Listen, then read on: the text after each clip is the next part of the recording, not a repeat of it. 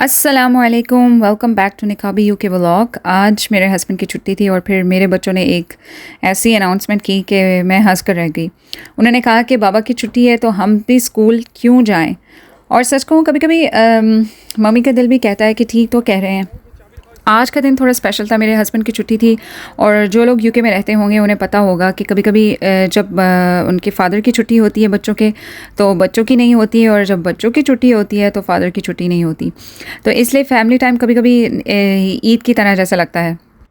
तो आज सुबह सुबह जब बच्चे उठे तो आँख खोलते साथ ही उन्होंने कहा कि मामा आज हम स्कूल नहीं जाएंगे। और मैंने कहा कि क्यों? कहने लगे कि बाबा घर हैं।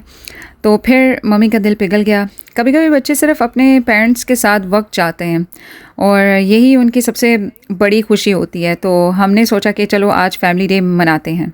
हम गए प्रीमियम ब्रेकफास्ट के लिए। अब पाकिस्तान होता तो हलवा पूड़ी, निहारी, पाए, चने, लस्सी, और यहाँ hash browns, sausages, beans, egg fried. और मैं सोच रही थी कि यार एक कोने में हलवा पूड़ी भी रख देते, हम पाकिस्तानियों की भी फीलिंग का कुछ ख्याल कर लो। लेकिन सच कहूँ ब्रेकफास्ट बहुत ही मज़ेदार था। Everything was amazing.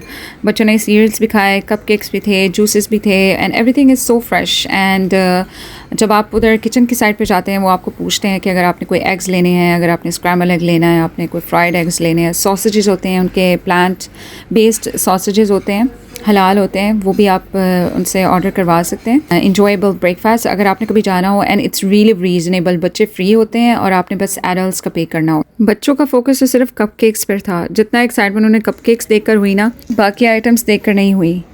और मीठा तो बच्चे ऐसे खा रहे थे जैसे कल से बैन हो जाना है। ब्रेकफास्ट के बाद फिर हम एक इंडोर प्ले एरिया गए जो कि हमारे घर के बिल्कुल करीब था। और मेरा बेटा काफ़ी दिनों से कह रहा था कि मामा ये जगह देखते हैं, ये क्या है। और सच कहूँ बच्चों को खुश देखकर लगता है कि पूरा दिन सक्सेसफुल हो गया। हमने स्लाइड्स ली, बॉल्स में खेला, और हमने ख़ुद कंट्रीब्यूट किया बच्चों के साथ खेल में। मेरे हस्बैंड ने भी, मैंने भी, and it had so many like nice activities, and बच्चे बहुत खुश थे। आज बच्चों के साथ वक्त गुजार कर मुझे दोबारा एक बात महसूस हुई। और बच्चों को हमेशा महंगे खिलौने या बड़ी बड़ी जगह याद नहीं रहती, उन्हें अपने माँ बाप का वक्त याद रहता है। आज जो वक्त आप अपने बच्चों के साथ गुजार रहे हैं यही कल उनकी खूबसूरत यादें बनेंगी। कभी कभी हम समझते हैं कि हम बच्चों के लिए कमाई करके सब कुछ कर रहे हैं, लेकिन बच्चों को हमारी कमाई से ज़्यादा हमारा वक्त चाहिए होता है।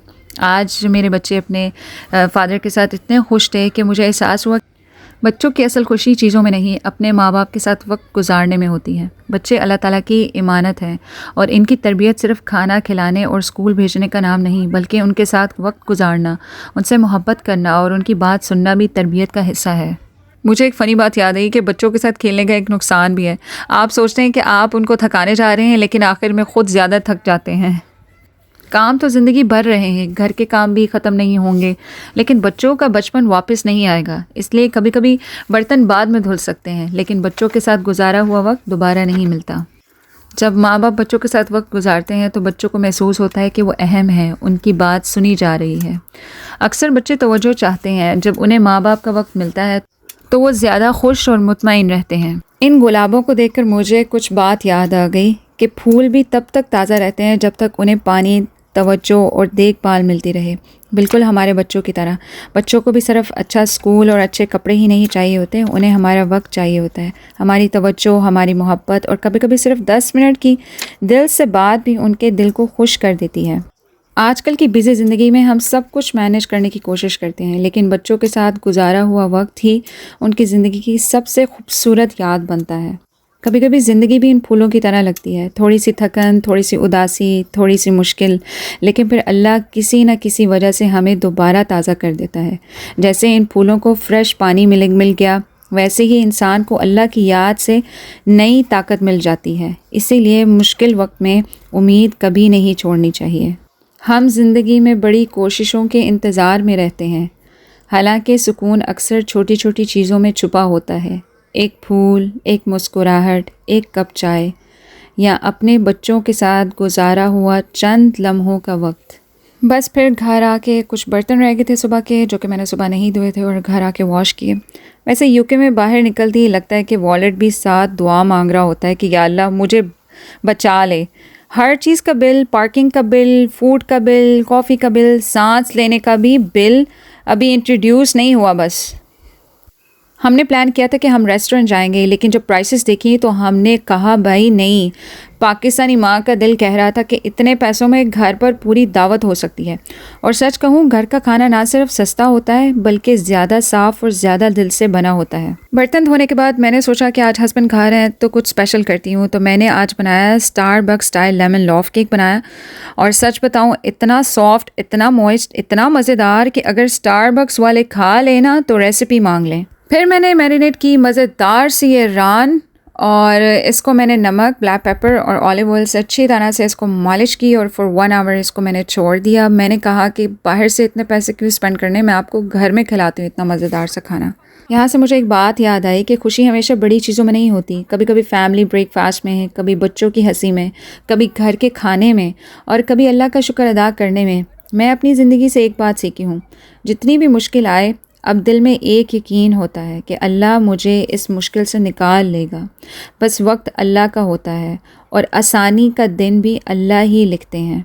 जब आप अल्लाह पर भरोसा करना सीख लेते हैं तो दिल का बोझ हल्का हो जाता है और फिर हर हाल में दिल से निकलता है कि अल्हम्दुलिल्लाह। एंड सॉरी, लेमन केक की रेसिपी मैं शूट नहीं कर सकी बिकॉज मेरे बच्चे उस टाइम कुरान पढ़ रहे थे। तो मैं आपको क्विक सी रेसिपी बताती हूँ। आपको 3 अंडे चाहिए, 1 टेबल स्पून ऑफ लेमन जेस्ट चाहिए, आपको 1 कप ऑफ शुगर चाहिए। उसमें अच्छी तरह से उसको मैश करें चीनी को और उसको, और फिर उसके अंदर 3 अंडे डालें। उसके अंदर आप 1/2 cup of butter, 2 table spoon of oil, कोई भी ऑयल हो सकता है, ऑलिव ऑयल या फिर कुकिंग ऑयल, उसको डाल के अच्छी तरह से उसको मैश, उसको ब्लेंडर से ब्लेंड कर लें। फिर उसमें आप डालें 1 teaspoon of vanilla essence, 1/2 teaspoon of salt, उसको डाल के उसके बाद आप 1 कप ऑफ फ्लोर और प्लस 1/4 कप ऑफ फ्लोर वो डालें। फिर उसमें 1 teaspoon of baking powder and 1 teaspoon of vanilla essence, इसको अच्छी तरह से मिक्स कर लें।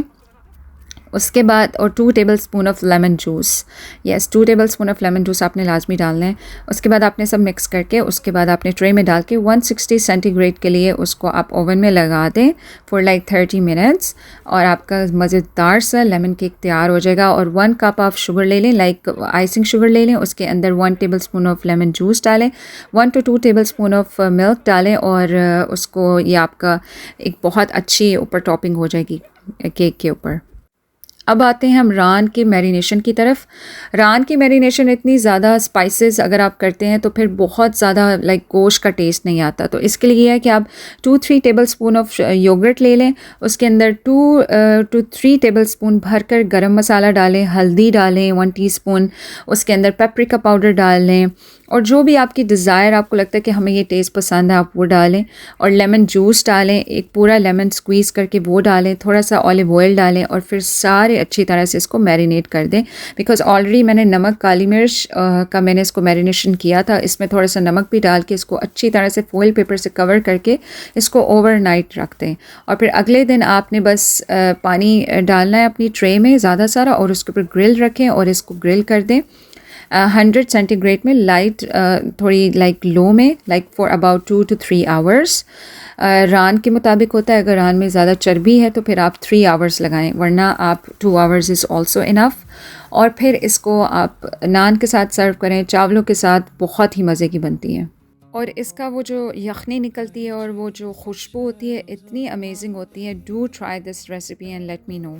अगर आप भी पाकिस्तान को मिस करते हैं, यूके में रहते हैं या फैमिली लाइफ के ऐसे सिंपल मोमेंट्स एंजॉय करते हैं तो चैनल को सब्सक्राइब करना मत भूलें। मिलते हैं अगले व्लॉग में इंशाल्लाह। अस्सलाम वालेकुम।